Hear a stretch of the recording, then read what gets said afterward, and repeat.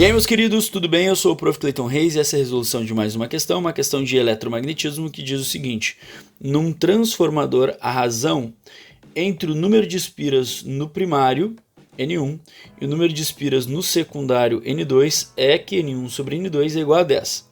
Aplicando-se uma diferença de potencial alternada V1 no primário, a diferença de potencial induzida no secundário, que seria o V2, supondo tratar-se de um transformador ideal, qual a relação entre V1 e V2?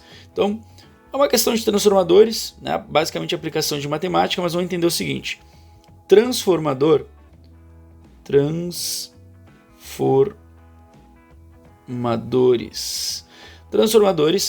são dispositivos que aplicam, né, um dos fenômenos do eletromagnetismo, lá o terceiro fenômeno do eletromagnetismo, que fala sobre variação de fluxos magnéticos. O transformador ele vai ter dois núcleos de enrolamento, o primário e o secundário, como a própria questão comenta. E o que a gente tem que entender é que as potências dissipadas do lado do enrolamento primário e a potência dissipada do lado do enrolamento secundário são sempre iguais, porque a transformação de energia é a mesma dos dois lados. Eles não têm contato elétrico, mas eles têm um contato magnético. Daqui, a gente consegue chegar na principal relação, que é a relação entre o número de espiras e a DDP de cada enrolamento. Quanto maior o número de espiras, maior a DDP associada a cada enrolamento. Então existe uma relação diretamente proporcional entre a DDP e o número de voltas de espiras em cada um dos núcleos. Então a DDP do primário sobre o número de espiras do primário tem que ser igual a DDP do secundário sobre o número de espiras do secundário. E aí é essa relação aqui, ó, que a gente vai usar para resolver o problema.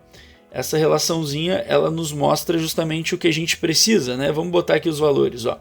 No primário, a gente tem o que a questão chama de V1. O número de espiras do primário a questão chama de N1. No secundário, a DDP é V2 e o número de espiras é N2. O que a gente quer descobrir é uma relação entre V1 e V2. E a única coisa que a gente tem é a razão de N1 sobre N2. Então, o que eu vou fazer? Ó? Como eu tenho a razão N1 sobre N2, eu vou pegar esse N1 e eu vou justamente passar para o outro lado, multiplicando ali. Ó. Então vai ficar assim, ó. V1 é igual a N1 vezes V2 sobre N2. Por que eu fiz isso? Tá? Só para a gente entender. Por que eu fiz isso? Porque a gente sabe que N1 sobre N2, que é exatamente o que eu tenho aqui, ó, vale 10. N1 sobre N2 é uma razão que vale 10. Então eu posso reescrever isso substituindo. V1 é igual a 10 vezes V2. Então substituo a razão N1 sobre N2 pelo valor que eles equivalem, que é 10.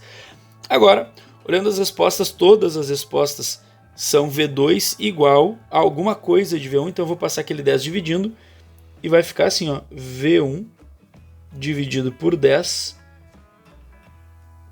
é igual a V2. E essa é a nossa resposta. Olhando as alternativas, V2 é igual a V1 sobre 10. Ficamos ali com a resposta da alternativa B. Espero que vocês tenham entendido. Espero que vocês tenham gostado. Muito obrigado por assistirem até aqui. Fiquem ligados aí nas próximas resoluções. Era isso. Bons estudos para vocês e tchau, tchau.